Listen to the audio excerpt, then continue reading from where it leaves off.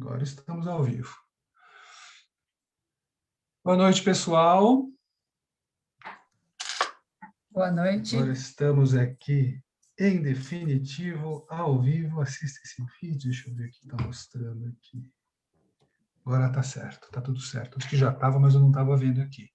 Boa noite, Roberta. Boa noite, Gisele. Boa noite a todos. Boa noite, boa noite. Boa noite a todos que estão nos ouvindo, a todos que estão participando do nosso bate-papo espírita de hoje. Vamos então começar a nossa conversa aqui com o tema Ei, medo, eu não te escuto mais, só um pouquinho. Vamos começar a nossa conversa aqui hoje com a Roberta Carvalheiro e com a Gisele Macedo. Elas, vocês já conhecem, quem é do Semeador, são professoras e palestrantes lá do Semeador e grandes pesquisadoras do Espiritismo, como todo mundo que aparece aqui. Vamos começar a nossa conversa, então. Super obrigado, viu, Roberta? Super obrigado, Gisele.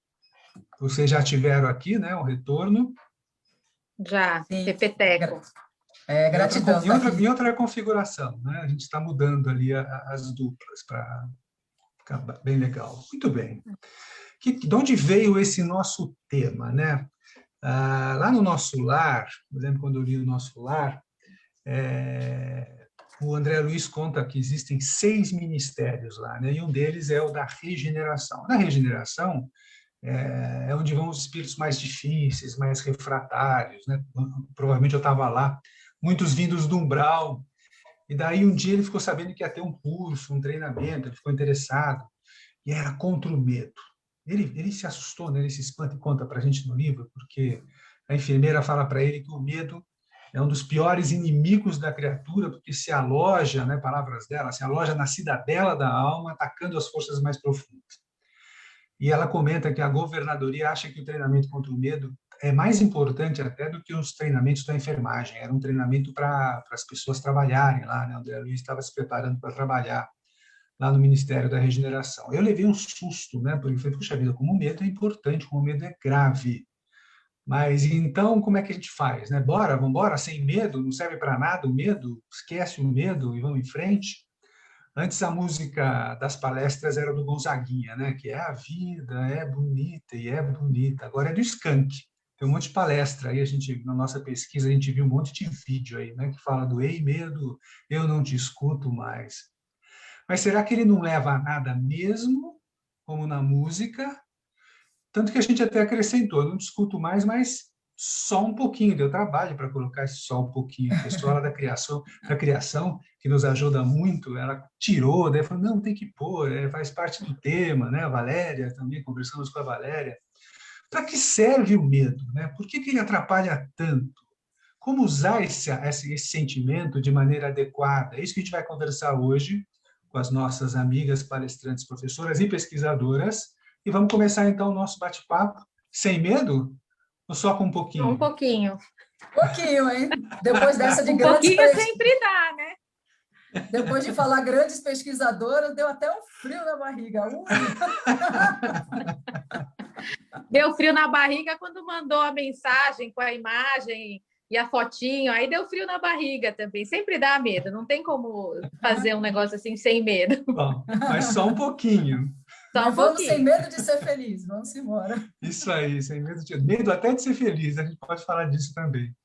Mas então, vamos lá. A gente, além do Nosso Lar, né, onde mais vocês conhecem que tem referências aí na literatura espírita sobre essa gravidade do medo, né, sobre como é grave, como é importante o medo na nossa vida? Onde mais vocês conhecem isso? Então, eu acho que é importante ressaltar essa referência realmente a Nosso Lar, é um livro muito completo, é um livro muito bacana, então, assim, você imaginar que o Ministério está se preparando, primeiro, entender a situação, né, que eu acho que é um paralelo muito interessante para o que a gente está vivendo hoje.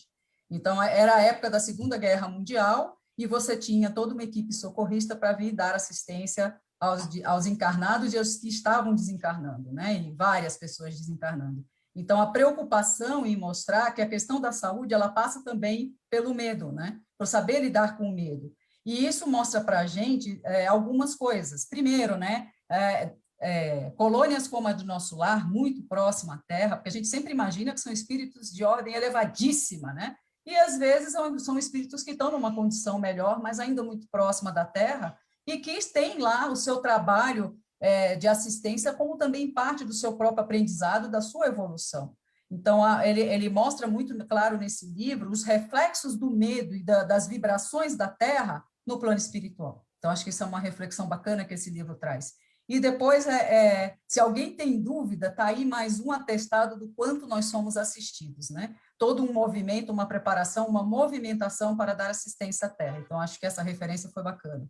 Tem outros livros do próprio André Luiz que fala, quando ele fala das caravanas que ele participou de trabalho, em que você vê situações tanto dos espíritos que estão sendo assistidos, como da própria equipe espiritual, onde eles enfrentam essa questão do medo, da insegurança, e como isso atrapalha em algumas situações, né? Então, o próprio Obreiros da Vida Eterna é um livro que tem passagens, quando eles vão dar assistência a pessoas que estão recém-desencarnando, quando eles vão em zonas de umbral, são livros interessantes. Vários textos do Emmanuel falam da questão do medo, né?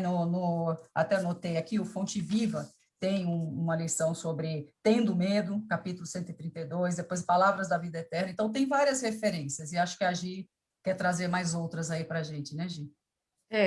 No próprio curso de aprendizes, né, que a gente tem na casa, no Semeador, são 3 anos, e os 3 anos a gente tem estudo do livro da Joana de Ângeles. Então, no Aprendizes 1, Conflitos Existenciais, tem um capítulo inteiro sobre o medo. Depois, no Aprendizes 2, Despertar do Espírito, tem o capítulo Sentimentos Tumultuados, que também aborda a questão do medo. No Homem Integral, né, que é o livro do Aprendizes 3, também logo no primeiro capítulo, Fatores de Perturbação, a Joana vai falar sobre o medo. E fora isso, outros livros dela, por exemplo, Amor Imbatível Amor, tem um capítulo Doenças da Alma, que também fala sobre o medo.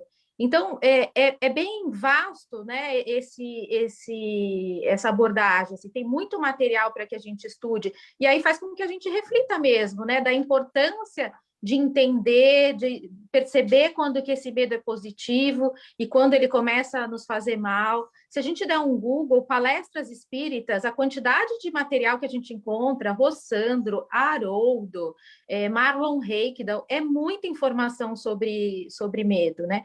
E aí a gente pode até extrapolar, se for procurar Monja Cohen, Mário Sérgio Cortella. Quer dizer, eu acho que é um assunto muito pertinente para que a gente realmente entenda. E num momento como hoje, né, se a gente não pensar sobre o medo, a gente vai ficar travado. Então, tem muito material. Na literatura espírita, muita informação. Legal. Você falou uns nomes aí, Aprendizes 1, Aprendizes 2, para quem não é do Semeador, isso aí são os nomes dos anos dos cursos, né? Que é lá no finalzinho. Os cursos lá do Semeador são os nomes do curso. Legal. E como é que vocês trabalham essa questão do medo na aula? Vocês estavam comentando que recentemente deram uma aula a respeito, né, sobre medo. Como é que os alunos reagem? Como é que eles trabalham o medo? Como é que vocês trabalham o medo nas aulas? A gente procura trabalhar as nossas aulas de uma forma assim bem tranquila, sabe? Passando os ensinamentos da Joana, os textos do Evangelho de uma forma leve, né? Então, a gente sempre propõe rodas de diálogo, discussão, debate, para que as pessoas tragam as suas vivências. Tem muita gente de todas as idades, com experiências mil, então a gente procura realmente compartilhar, às vezes vira até uma grande terapia, né? Mas e no nosso caso, como a gente tem o estudo do livro da Joana de Ângeles, mais as passagens do Evangelho, que a gente vai intercalando aulas de Evangelho com aulas de Joana, a gente procura sempre fazendo um link entre os ensinamentos que Joana traz com os ensinamentos que Jesus colocava nas passagens. E aí, o mais importante de tudo, trazendo para os dias de hoje, né? O que tudo isso faz na nossa vida, no nosso dia a dia, enfim, como é que eu posso usar todo esse conhecimento? Então, a gente faz isso de uma forma leve, sem medo, né? Sem ficar aquela coisa susto. É uma interação bem grande que a gente procura trazer. Mas como é que eles reagem? Como é que os alunos reagem à questão de trabalhar o medo? É um tema que atrai, que eles querem saber? Realmente eles concordam que é um tema que é importante? As pessoas se identificam? A gente consegue perceber que existe um receio, sim, E você vê o próprio livro da Joana, que a gente usa no Aprendizes, fala de medo de velhice, de medo da morte, da importância da gente se preparar para esse momento, porque é algo natural que faz parte da vida. E na hora que a gente trabalha como dinâmica, tendo como referência o Evangelho, faz uma parte vivencial, eu acho que a coisa ela se dilui e vai sendo trabalhada de uma forma mais tranquila. Aí a gente até queria exemplificar aqui, só para já trabalhar um pouquinho o tema com vocês, mas meio que no esquema da aula, uma coisa bem rápida, só para dar uma amostrinha, né? Então, assim, a questão da gente fazer a reflexão a partir do Evangelho. Então, a gente pode trazer a parábola dos talentos, né? Aqueles servidores, né, o Senhor chegou e falou assim, 5 talentos para você, 2 para você, 1 para você. O que recebeu 5 e 2 soube multiplicar. Quando o Senhor veio dizer, o que vocês fizeram com o talento que eu te dei? Multiplicou, né? E aquele terceiro falou que, por medo daquele senhor, né, que era para ele um tirano, que era alguém que poderia puni-lo se ele não desse o resultado, o medo do fracasso, né, ele enterrou esse talento. Então, ele só devolveu o único talento que ele recebeu na mão. Então, daí já abre 1000 reflexões, né? Que medo foi esse que paralisou e ele perdeu oportunidades de crescimento e de multiplicar os talentos que lhe foram dados, né? Então, só para ter o gostinho. É muito interessante, porque eu nunca vi né, essa é uma parábola que ela é muito usada, assim, muito em palestra, tal, mas eu realmente nunca vi uma abordagem pelo medo. É muito interessante isso, eu nunca tinha feito uma Essas abordagem pelo abordagens, medo. elas vão surgindo na hora, porque são passagens que a gente estuda no Aprendizes. Então, quando a gente está lá com a Joana falando do medo, a gente busca fazer sempre os paralelos com as passagens de Jesus, porque a gente precisa trazer esse ensinamento para o nosso cotidiano. Precisa ser algo próximo da gente, senão vai ficar Jesus aquela coisa muito distante e algo que parece utópico, e o grande pegada é o quanto realmente esse conhecimento nos transforma e nos modifica. Então, uma outra forma é dinâmica. Então, teria uma dinâmica rápida para fazer aqui, né? Então, vamos todos nos imaginarmos agora numa rua deserta e escura. Você está sozinho numa rua deserta e escura. Num dado momento, você percebe que vem alguém no sentido contrário, se aproximando de você. Qual é o primeiro sentimento que vem nessa hora? Então, invariavelmente, quando você faz esse tipo de dinâmica, é comum aparecer o medo. Né? E aí tem essa questão do medo até condicionado. A gente se condicionou muito a viver em ambientes inseguros, em procurar a rua clara, associar escuro à zona de perigo e desconfiar do outro. Né? Então, vem o medo da taquicardia, tudo, se eu me imaginar nessa rua deserta. Aí, agora, vamos fazer um outro exemplo, onde, de repente, você percebe que essa pessoa que está se aproximando de você é Jesus. Muda o teu sentimento. Na hora que alguém que você confia, na hora que você tem uma referência importante, muda. Né? Então, é uma outra forma também da gente trabalhar. Mas sem dúvida. Mas é uma coisa que eu achei interessante também, porque quando a gente fala do parábola dos talentos, a gente fala muito do outro que dobra os talentos, né? Vai muito nesse foco de olha como ele conseguiu, né? E os outros não. Mas assim, o outro não conseguiu porque estava com medo, é uma abordagem muito boa para trabalhar evitar o medo, né? Quer dizer, o outro não conseguiu por causa do medo. Eu nunca tinha pensado nisso. A gente fala muito rápido, mas por medo ele não conseguiu. E fica por isso mesmo, mas é muito importante parar ali e falar, olha como o medo atrapalha. Né? E tem um texto do Emmanuel que chama Tendo Medo, né? Que ele aborda justamente esse trecho dessa parábola. E ele diz que por medo a gente não faz amizades, que por medo a gente não cresce, porque por medo a gente não procura sair, a gente fica naquela zona de conforto, que é exatamente o que o servo pratica, né? Ele fica numa zona de conforto e com medo ele não vai para frente. E o medo, né, na psicologia, ele, numa das palestras que a gente assistiu, ele associa o psicólogo o medo ao inverno, né? Por quê? Porque o medo paralisa. Então, o medo faz com que a gente não tome atitudes e fica vivendo numa situação que não é confortável, que nos traz a infelicidade, mas a gente não tem a coragem de seguir em frente, né? Exatamente o que acontece na parábola, né? Por medo, ele não faz, ele não cresce, ele não ama, e a gente tem medo de tudo. A gente tem medo de viver, a gente tem medo de amar, a gente tem medo de se arriscar num emprego diferente, de mudar de cidade. E ficar tem medo parado. de ser feliz, Medo de ser feliz, né? Agora, vem cá. Então, tá legal, o medo. Mas ele é uma coisa ruim, então? Quer dizer, esquece? Não é para escutar mesmo? Não leva a nada? Ou tem alguma coisa boa aí no medo? Porque a gente colocou que tem que escutar um pouquinho. Como é que Sim, é isso? o medo, ele é um sentimento, um instinto básico que está ligado à lei de conservação, né? Então, se a gente não tivesse medo, o que seríamos de nós? Fatalmente, nós não estaríamos aqui, né? Então, ele é necessário e ele é importante para que a gente não se exponha em situações de perigo. Ele é como um alarme, uma campainha, né? Me coloquei numa situação perigosa, calma, eu tenho medo, vou refletir, vou analisar e aí eu sigo em frente, né? Porque senão, por exemplo, numa situação de trânsito, a gente causaria vários acidentes. É porque eu tenho medo de bater o carro ou de me machucar, eu dirijo com cautela, né? Então, o medo ele é importante nesse sentido, sim, para que a gente trabalhe na autopreservação, né? Então, nesse aspecto, ele é importantíssimo. O problema é quando ele extrapola. Pois é. Roberta, o Então, que você acha? a gente tem que encarar primeiro, o medo é algo natural.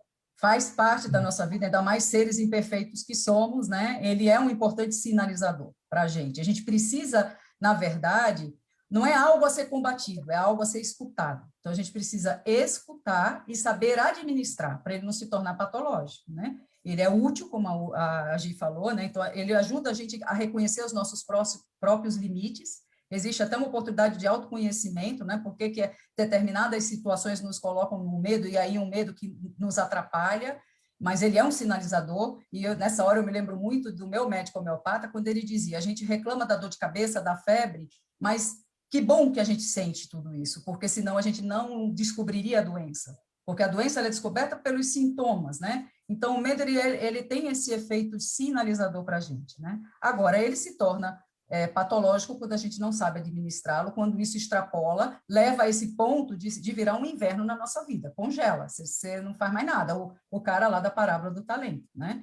Então, é um momento em que o medo, ele só gera dor, conflito, sofrimento, e eu tenho uma dificuldade enorme de lidar com isso, né? Com isso aí. Então, tem muito a ver com os meus sentimentos, com as coisas que eu não digeri, e aí pode causar transtornos. Eu posso ter fobias, eu posso ter depressão, eu posso ter síndrome de pânico, né? Eu posso ficar estritamente tímido, a timidez tem a ver com isso, eu tenho uma tendência a me isolar, eu tenho problemas de convívio social, quer dizer, uma série de situações podem surgir a partir do medo, inclusive a própria raiva. A raiva e a resposta violenta, muitas vezes, é porque nós estamos acuados e com medo. É um instinto de defesa. E que a gente, extrapolado, vira essa violência maluca que não é bom para ninguém, né? Então, acho que é nesse sentido que a música fala. Esse medo que nos faz mal, esse medo que nos impede de crescer, que nos coloca em zona de conflito e de dor, esse não me serve para nada. Para esse eu preciso cantar, medo, não te escuto mais, porque você não me leva a nada. Olha só. Vamos ver uns comentários aqui. Ó. A Valdeide Jales está falando, medo é o sinal do perigo. Aí analisamos se devemos seguir com o medo mesmo. Isso é interessante, né? Quer dizer, não é que vai passar o medo, né? Pode ser que a gente tenha aqui mesmo com um pouco de medo, né? Aí entra a coragem, né? O medo bem administrado ajuda a nos proteger, diz a Márcia Pardini. Então, a Edith está falando, Esse é o Edith medo que Uber. deve ser escutado, né? A Edith Uber está falando, o medo é necessário quando se trata de preservar a vida. Quando extrapola, transforma-se em patologia, em doença. Temos que tratar o medo que trava, diz a Geni Dionísio.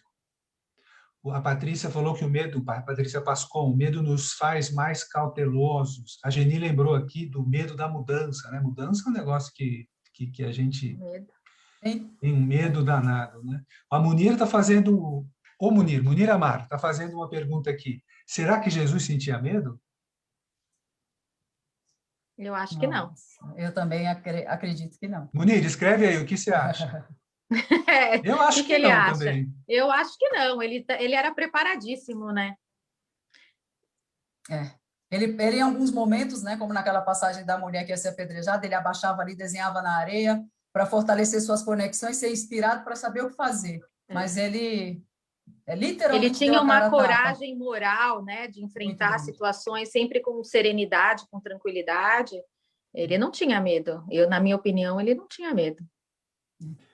Uma vez eu vi uma palestra da dona Guiomar, lá do Centro Perseverança, lá da Zona Leste, e ela falava assim, isso me chamou a atenção, já repeti isso em diversas palestras, ela falava assim, eu não tenho angústia, porque eu sou espírita, eu conheço Jesus, eu conheço o Evangelho, eu conheço a doutrina, seria uma injustiça eu ter angústia. Por pior que as coisas estivessem ou estejam, eu sei que tem algum motivo, etc, etc. Eu achei muito forte, eu não consigo não ter angústia de vez em quando, eu cheguei nesse nível, e eu acredito que ela consegue fazer isso, né? Mas E acho que pode ser também relacionado com medo, né? Eu não sinto medo, como Sim, sim. Jesus não sentia, porque ele sabia o que estava fazendo. Fala, Gisele. eu acho que o medo, né, ele vem junto com uma incompreensão errada que a gente tem, né, dessa posição de filhos e do amor. A gente ainda não entendeu exatamente o que é esse amor de Deus. Então a gente se coloca numa situação mesmo de medo, de ansiedade, de angústia, porque a gente não compreende ainda algumas situações. Então a gente se ressente, né, tem medo. Sim. Eu acho que Tem faz parte uma... desse nível que a gente está, mas a partir do momento que a gente vai crescendo e vai se fortalecendo, alguns medos, eles deixam de ser medos, né? Que é isso que também a gente precisa trabalhar. Quando a gente olha lá para trás e vê o que a gente já conquistou, o que a gente já fez. Quando você começa a andar de bicicleta, você tem medo de cair. Sim. Depois que você aprende, você não tem mais, né? Ô, Gisele, Então, a gente até estava conversando que o medo está muito associado ao nosso grau evolutivo. A gente ainda precisa do medo, porque a gente ainda é muito instintivo, a gente ainda tem altos e baixos, a gente ainda é inseguro, a gente ainda tem medo do que a gente desconhece, a gente ainda não tem uma consciência mais ampla das coisas, né? Então, o Ó, medo, ele acaba...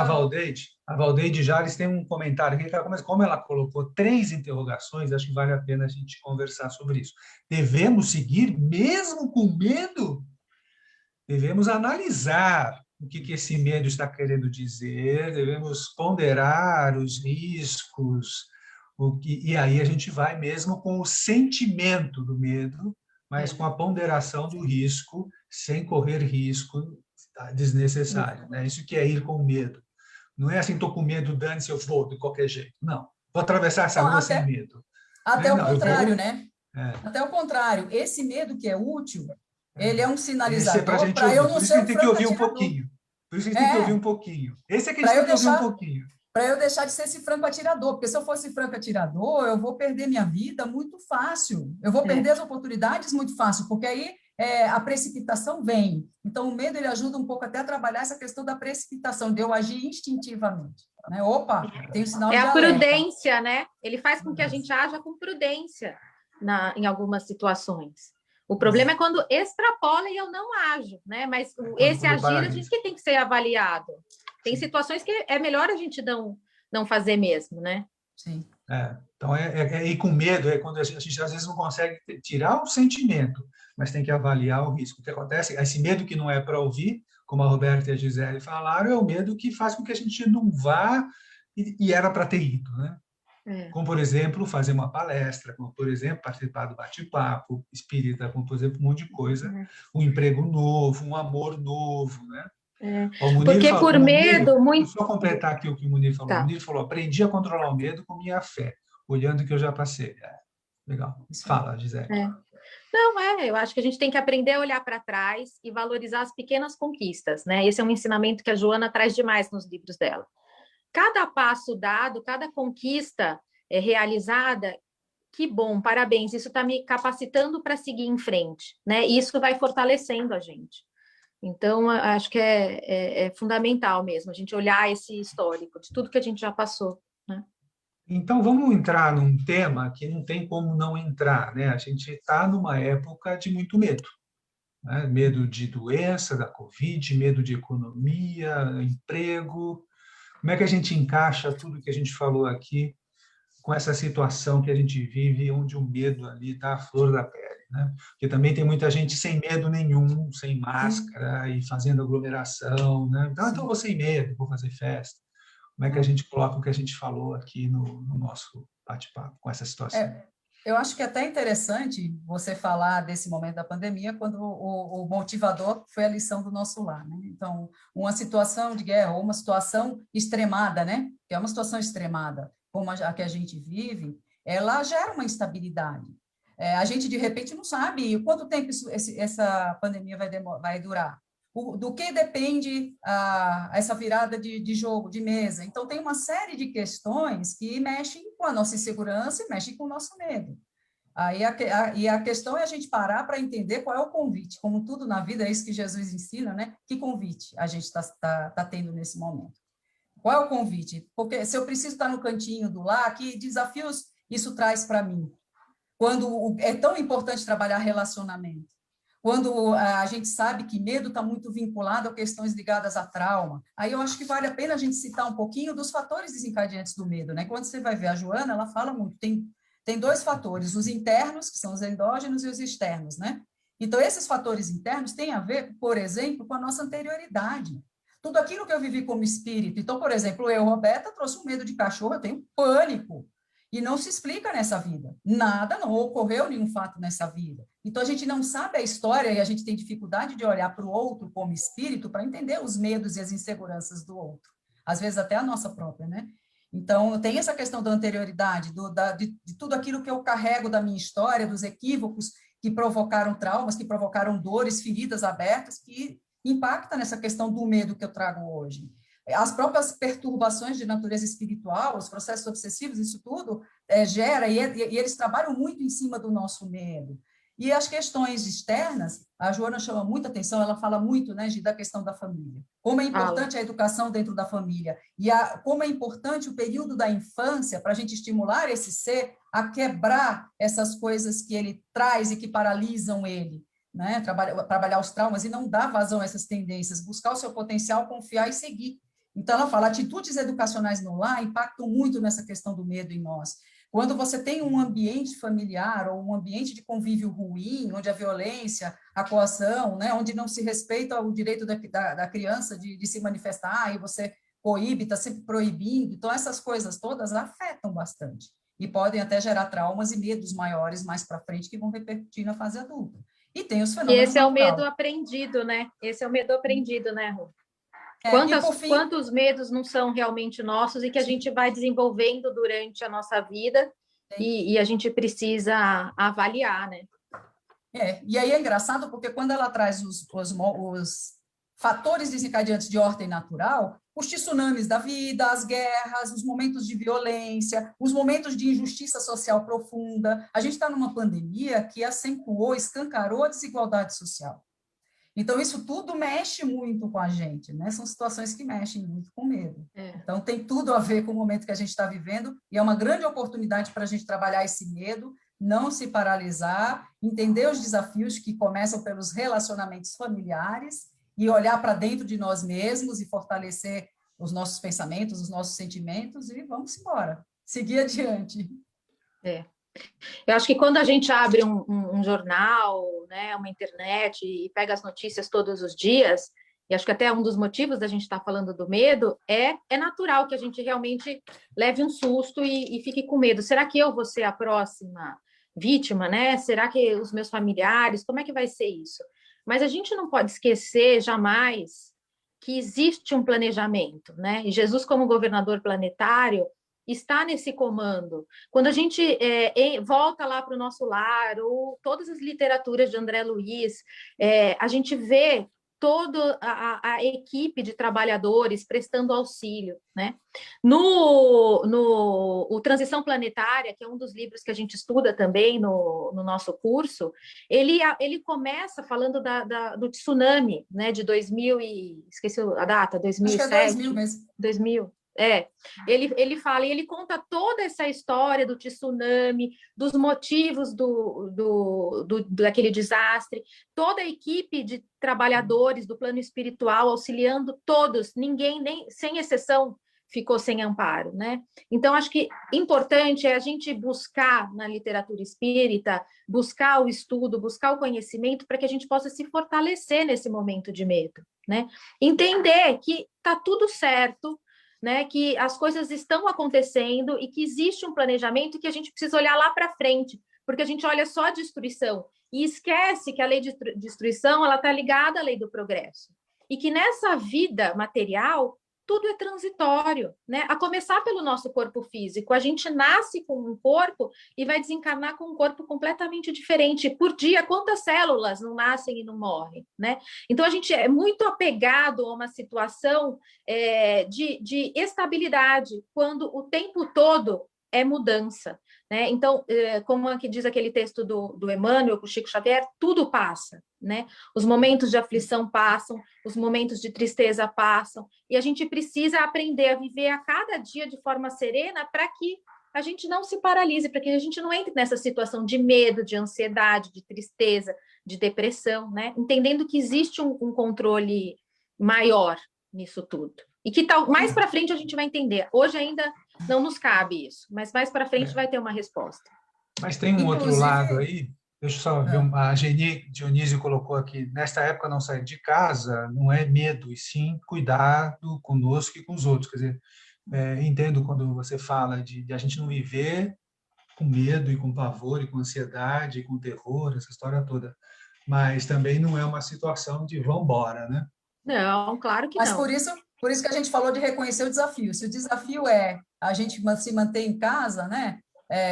O que isso traz para a gente dentro é olhar para dentro. Então, essa questão de que a gente precisa ficar em casa traz para a gente o desafio como trabalho de olhar para dentro. E não é fácil olhar para dentro. Eu lhe garanto que é mais difícil do que sair para uma balada nessa pandemia. É um horror olhar para dentro. Né? Agora, isso que você fala, qual é o convite, eu acho bonito demais. Anotei aqui, vou usar qual é o convite. Né? Qual é o convite? É bárbaro essa E sabe o que é interessante? É como quando a gente, por isso que eu acho interessante, a gente às vezes fala assim para a pessoa, vai ler tal livro, eu já li. Leia de novo. Porque a questão não é ler, é o quanto você compreende. E eu tinha um professor que dizia assim para mim, você já leu O Pequeno Príncipe? Lê aos 10 anos, aos 20, aos 30, porque a sua perspectiva muda. Então, é interessante, porque você pega os livros do André Luiz, o próprio Obreiros, a próprio trabalho da equipe espiritual, ele é muito claro de dizer que ali tem pessoas mais experientes, mas tem pessoas como ele que estão começando. E aí, no Obreiros, ele mostra uma situação que eles vão para uma região inferior, né, que tem aqueles espíritos que querem contribuir com o mal, que até coagem outros espíritos a ficarem ali e não saírem daquela região, e eles vão lá tentar ajudar. Num momento em que bate medo e insegurança em André Luiz, quase que ele põe a perder toda uma harmonia que a equipe precisava. Então, mostra um outro lado até de como juntos, né, nós somos mais fortes. Como é importante a gente confiar e contar com o outro também, né, nas situações. Então, o que ajudou ele a se manter ali, a não baixar a sua vibração, foi o suporte que ele recebeu do grupo. Até a parábola do talento, que a gente lê e faz palestra e dá aula há anos. Hoje eu tive uma visão diferente com a fala que você falou. Sempre é possível encontrar um convite diferente nas coisas que a gente lê. Né? Você falou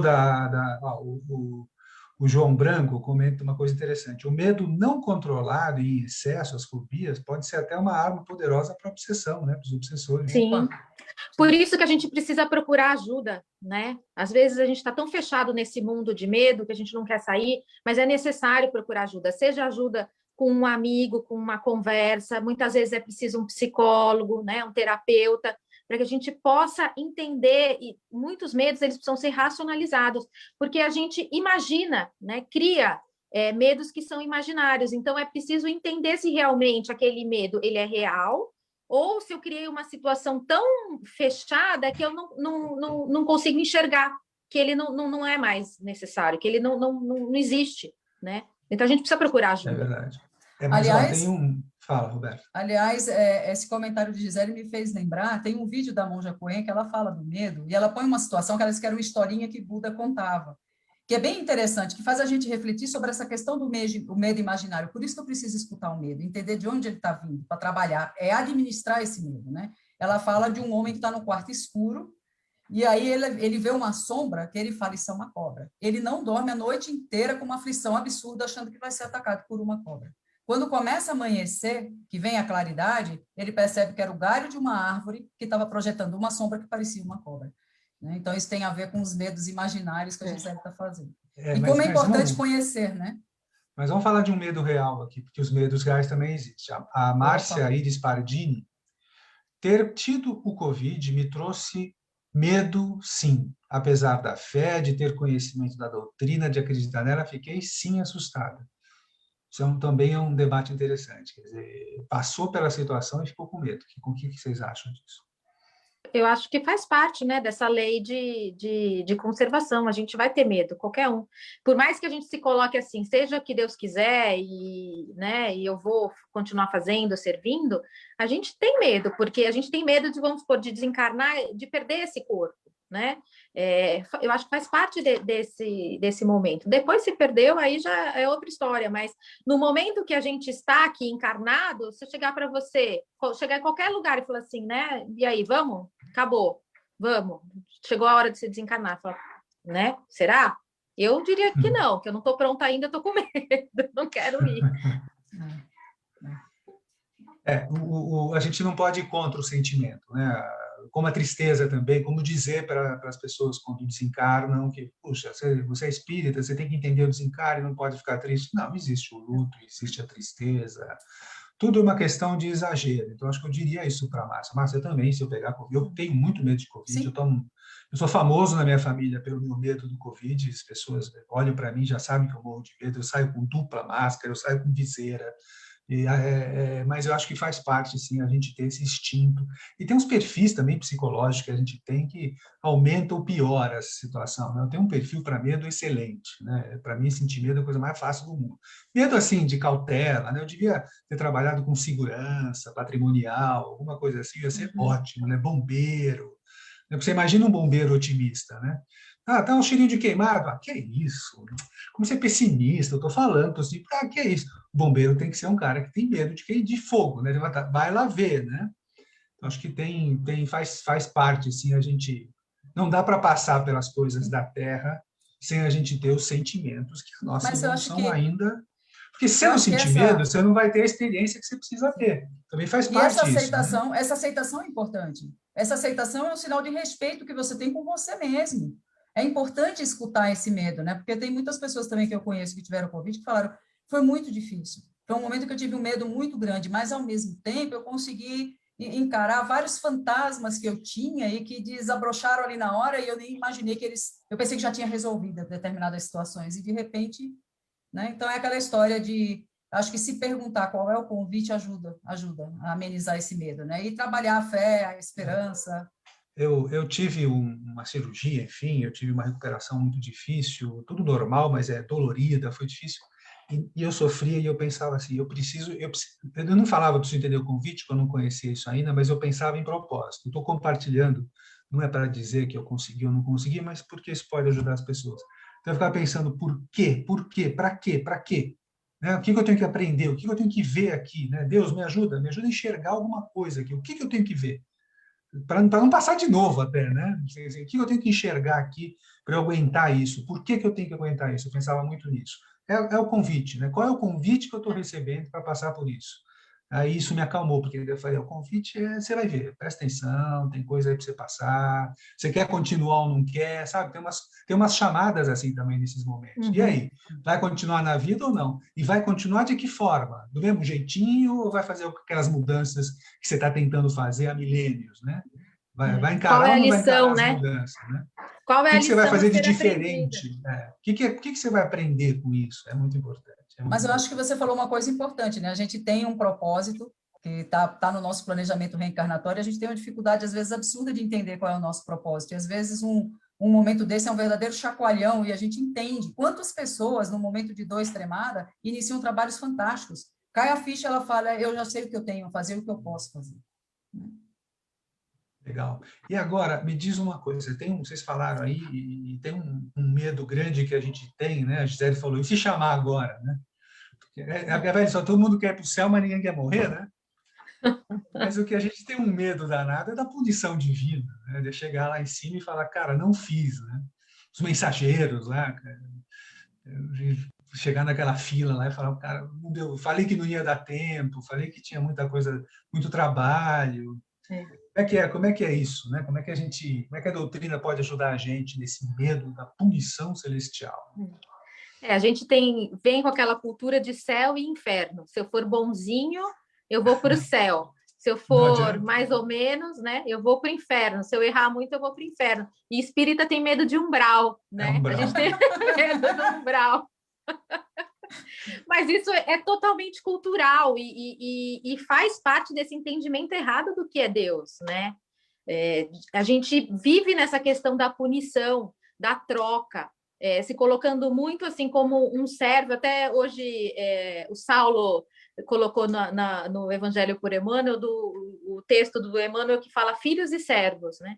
E é exatamente essa situação, a gente se coloca como servo que trabalha e quer uma recompensa no final, enquanto a gente deveria se colocar como filho, né? Porque o filho entende esse amor divino, o filho tem sempre o pai ao seu lado, e a gente entende que as dificuldades, né, são provas, são tarefas árduas que o pai nos colocou para fazer justamente por confiar na nossa capacidade.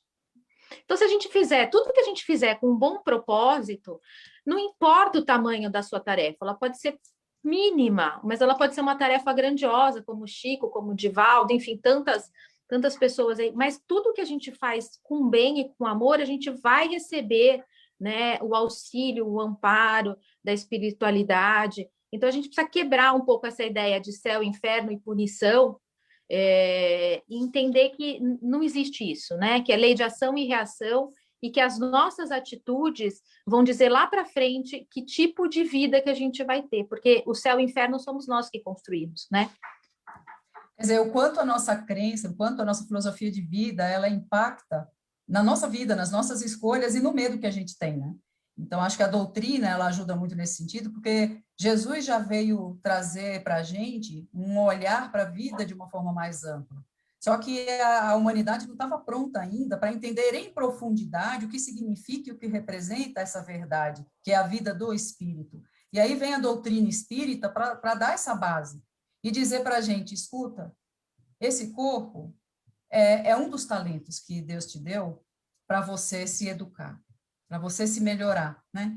Então, entenda que a sua vida ela é um processo contínuo, de idas e vindas, inclusive reencarnatórias, porque esse é o momento que vivemos, dessa necessidade ainda de reencarnar, e que não passamos a ser bonzinho do dia para a noite, não é uma chavinha que você vai lá, acende o interruptor, é um processo de educação, lento, gradativo, e que o erro faz parte. Por quê? Porque eu ignoro ainda muita coisa, porque a minha visão ainda é parcial. Então, esse é um dos medos que a gente tem, de errar, de fracassar. Não tenha. Porque se a gente for pensar como cientista, quando a ciência não tem instrumento nenhum, ela vai por tentativa e erro. A partir daí, ela cria uma base de conhecimento que vai dando a ela caminhos. Então, a gente tem que começar a enxergar a vida de uma maneira diferente. Eu acho que a doutrina traz essa base mais sólida para a gente entender as coisas do espírito, o ser espiritual que somos e o que representa, porque muda muito a nossa forma de raciocinar a vida, de valorizar, de contextualizar quando eu tenho esse conhecimento e trago isso para o meu dia a dia. Então, acho que nisso a doutrina ajuda muito, muito mesmo. E tem uma passagem do Emmanuel, não sei aonde, uma vez eu vi que também me marcou muito, que é, você teve coragem de fazer a besteira, né? Teve a coragem de cometer o erro? Tem a coragem de consertar também, né? Então, esse medo da punição é assim, você teve uma coragem de fazer as coisas erradas lá. Vamos lá, que Deus é Pai, você vai ter as oportunidades para consertar, e tem a coragem de pôr a mão na massa para consertar. E nem sempre é punição, né? É trabalho, pode ser muito trabalho, mas não precisa ser punição, não é castigo, é trabalho, é experiência, é aprendidado, né? Teve coragem de fazer a besteira, tem a coragem de consertar. Esse que é o exemplo que a Roberta trouxe da ciência, eu acho que é bem importante mesmo, porque quando a gente fracassa, né, quando a gente ainda não tem as qualidades ainda para cumprir determinada tarefa, a gente precisa olhar e ver o que faltou, né? Aonde eu preciso me melhorar. Então, faz parte esse trabalho assim, de autoconhecimento. O que eu tenho de bom e eu vou potencializar isso, e ainda o que está faltando, para que a gente possa investir onde está faltando, não é? A gente não faz isso na vida pessoal, você não vai procurar cursos, você não vai procurar se capacitar no seu trabalho, por que não fazer isso enquanto espírito, né? Por que não olhar para o espírito que precisa dessas experiências e desse aprendizado todo? E o Rossandro traz um exemplo bem simples, ninguém aprende a andar de bicicleta sem tomar uns tombinhos, faz parte. Agora, tomar cuidado para não quebrar a cabeça, senão também não adianta, né? Vai de capacete. Por isso que a gente fala um pouquinho de medo, vai de capacete. Boa. Sim. Vai de capacete, começa devagarinho, não sai, não procura lugar de ladeira para ir ladeira abaixo, que aí vai ser complicado. O André Macena Matos, assim, como é que ajuda uma pessoa que vive com medo do futuro? Sempre preocupado, tenso e não aproveita o presente. Aí já está entrando na ansiedade, né? Você passa o fim de semana passa a semana pensando no fim de semana e passa o fim de semana pensando na segunda. E aí Tem você que não viver vive o o presente, presente, né? não Porque o vive o futuro presente. a gente constrói hoje. Então, o futuro ele é consequência do que eu fiz agora. Então, a gente tem que viver o hoje, porque senão a gente não está vivendo o momento, né? Agora, coragem, só para a gente começar a fechar, que o tempo acabou. Coragem é a ausência de medo? Então, as pessoas confundem muito coragem com medo e acham que coragem é o oposto de medo. São coisas completamente diferentes, né? Coragem é uma coisa, medo é outra, né? Então, quando eu tenho coragem, não significa que eu esteja isento do medo. O medo vai fazer parte, sim, da minha vida. A coragem ela é uma ferramenta extremamente importante para eu avançar. Sabe essa coisa tudo bem, eu estou com aquele medinho, mas isso é algo importante que eu preciso realizar, eu vou seguir em frente. A coragem ajuda. A coragem fortalece a nossa vontade para que a gente faça as coisas, entenda o caminho de crescimento que a gente tem. Então, ela tem a ver com persistência, ela tem a ver com a gente se prontificar e não ter receio de fazer as mudanças. Então, ela ajuda a gente a destravar, né? Porque o medo não congela, às vezes, não paralisa, então ela ajuda a destravar. Mas não significa que eu vou deixar de ter medo. O medo, ele faz parte do processo. Só um pouquinho. Só um pouquinho. A gente acha que coragem é aquela coragem física, né? De reagir, de lutar. Quando, na verdade, enquanto espírito, a gente tem que falar de uma coragem que é moral, né? E a Joana traz no Conflitos Existenciais, também no capítulo de coragem, uma passagem que me marcou, que ela diz assim, que Pedro, né, lá no Monte das Oliveiras, quando os soldados chegaram, ele sacou a espada e impensadamente ele cortou a orelha de Malco. E ela diz que aquilo lá, muitas vezes a gente passou muito tempo pensando que aquilo lá foi um ato de coragem, mas que aquilo, na verdade, foi um ato de medo, de impulsividade, né? E que a coragem, verdadeiramente, Pedro demonstrou depois, quando ele se entregou realmente ao trabalho, né? Ao evangelho, ao serviço, porque essa sim é a coragem moral, é ela que a gente tem que olhar. A coragem física, que mostra força e agressividade, não é isso que é o objetivo.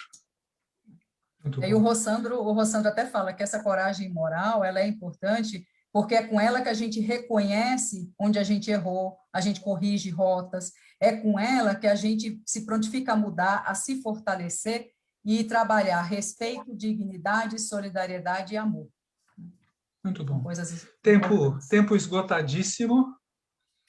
Últimas palavras para a gente se despedir. Pessoal, muito obrigado. Muita interação aqui no bate-papo, muito comentário bacana. Não deu para responder todas as perguntas, mas eu acho que a conversa foi bacana.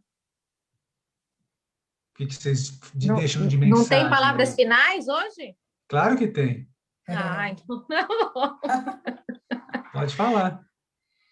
Tem uma frase de João que diz assim, o perfeito amor lança fora o temor, né? Amor e medo são sentimentos que não combinam, que eles não andam juntos. Então, a gente precisa começar exercendo o auto-amor, né? Quando Jesus trouxe o ensinamento, amar ao próximo como a si, amar a Deus sobre todas as coisas e o próximo como a si mesmo, já que a gente falou tanto de Joana, eu queria trazer a última lição dela, que também está lá no Conflitos Existenciais, que ela diz assim, que para efeitos didáticos, e isso, quem estiver assistindo, eu sempre falo nas aulas, desculpe, perdoe, mas eu vou falar de novo, porque eu acho maravilhoso esse ensinamento dela. Ela diz assim, que a gente, para efeitos didáticos, teria que inverter, né? A gente tem que começar se amando, com esse auto-amor, porque só ele vai fazer com que a gente aceite as nossas imperfeições, acolha os nossos medos, entenda as necessidades, as nossas necessidades. A gente não pode dar aquilo que a gente não tem. Se a gente não se ama, a gente não é capaz de amar o outro. E o outro, ele também é tão imperfeito quanto nós, né? Então, a gente começa pela gente, passa a amando os outros, e aí, naturalmente, a gente vai estar amando a natureza e a gente vai estar amando a Deus. Então, quando se ama, não tem por que ter medo, porque a gente entende esse amor divino e enfrenta todas as situações com coragem, com fé, com perseverança. Então, é sempre buscar o amor e nunca o medo, para que a gente possa superar mesmo as nossas dificuldades. E aí eu acho que a gente tem que olhar que a vida é um caminho de mão dupla, né? Então, o processo, o movimento que a gente não sabe fazer é esse de dentro para fora. A gente ainda está muito do de fora para dentro. Mas a gente tem que reconhecer no que está fora de nós o instrumento de crescimento, né? Eu estou trazendo esse discurso para falar da importância do bem e da caridade, que a doutrina tanto nos fala, porque para amar eu preciso do outro, porque amar já pressupõe uma troca. E eu trabalho o amor através do serviço no bem. Quando eu busco nas minhas escolhas o bem, eu estou trabalhando em mim amor para que eu faça acender em mim essa chama desse amor divino que a gente tem ainda, né? Bem ali, é uma chamazinha, mas ela vai poder reluzir se eu trabalhar através do bem. E o interessante disso tudo, né? Aquela história de quem vem primeiro a galinha ou o ovo, né? Existe o de fora para dentro também. Então, assim, o meu movimento tem que ser de dentro para fora, mas eu tenho uma dificuldade extremada. Mas o outro é, para mim, um instrumento de crescimento enorme, porque ele vai ser o estímulo para eu aprender a fazer esse movimento de dentro para fora, porque eu consigo reconhecer no outro a minha própria dor. Aquela dor que eu tenho, muitas vezes, dificuldade de tirar lá do fundo do baú, aquele medo, aquele receio que eu tenho dificuldade de tirar lá do fundo do baú e enxergar para trabalhá-lo da melhor forma possível. E trabalhando o medo, a insegurança e a dor do outro, eu reconheço a minha própria dor. E aí, na hora que eu reconheço, eu tenho elementos para trabalhar. Então, que a gente não tenha medo de errar, que a gente não tenha medo de viver e aproveitar de todos os talentos que Deus nos deu, fazer o melhor uso possível, e o melhor uso possível é fazer o que está ao alcance das nossas pernas, não é dar um passo maior. É andar, a dar o melhor que a gente tem para dar, porque a gente vai conseguir dar algo maior e melhor com o aprendizado que vai vir desse primeiro movimento que eu faço agora. Muito bom. E a gente tem uma surpresa aí para vocês, já coloquei aqui no chat.